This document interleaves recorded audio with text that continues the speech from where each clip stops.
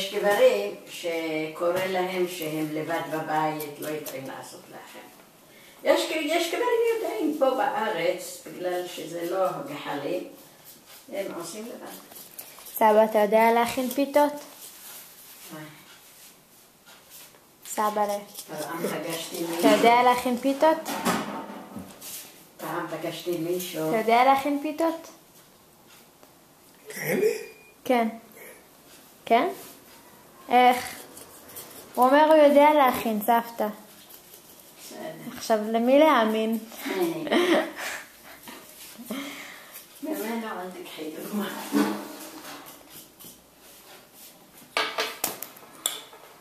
וואו, הוא התנפח. כן, זה לא מספיק הדמסתי אותו. הוא לא התנפח הרבה, זה מזל. ככה יכל לסרח. אבל זה טוב, את יכולה להכין, את יכולה עכשיו לחתוך אותו לחצי, להכניס שם משהו. לא, אני תכף עושה מבחן.